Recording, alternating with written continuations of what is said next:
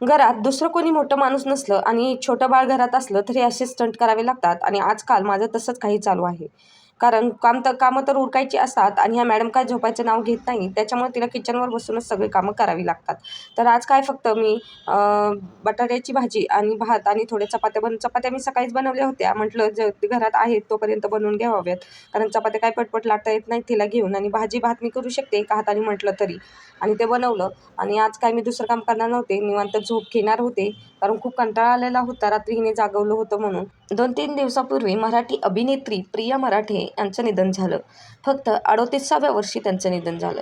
त्यांच्याकडे लाखोने पैसा होता. हॉस्पिटलसाठी त्यांनी भरपूर खर्च केला. पण तरीही त्यांना त्यांच्या शरीराने साथ दिली नाही. कॅन्सर असल्यामुळे त्यांचं निधन झालं. कारण कॅन्सरवर पूर्ण 100% उपचार नाही. त्याच्यामुळे त्यांचं निधन झालं. म्हणजे एवढं लक्षात ठेवा की पैसा हाच सर्व काही नाही. आपलं आयुष्य हे पैशावर डिपेंड नाही आहे. त्यांच्याकडेही भरपूर पैसा होता हॉस्पिटलसाठी खर्च करण्यासाठी.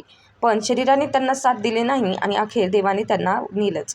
म्हणजे काय तर जे आपलं आयुष्य आहे ते आपलं आयुष्य जसं आहे तसं आनंदाने जगा. उद्याच्या दिवसासाठी वाट बघत बसू नका. आज तुम्ही जसे आहात ना तसे आनंदाने जगा. पैशाच्या पाठीमागे धावू नका आणि स्वतःसाठी वेळ खर्च करा. स्वतःसाठी जगायला शिका. आयुष्य खूप स्वस्त झालं आहे. त्याच्यामुळे आपल्या आयुष्याला वेळ द्या. आपल्या शरीराला निरोगी. हल्लीची पिढी फक्त जंक फूड खायला प्राधान्य देते. तर प्लीज ते बंद करा आणि घरातील अन्न खा. कारण तुमचं आयुष्य निरोगी तर तुम्हीही निरोगी. तर बटाट्याच्या भाजीवर खायला मी मस्त असा ठेचाही बनवला होता. काही नाही, हिरव्या मिरच्या, लसूण, कोथिंबीर आणि कच्चे शेंगदाणे टाकून त्याला कुटून घेतला होता. तर आज इथेच एंड करते. बाय.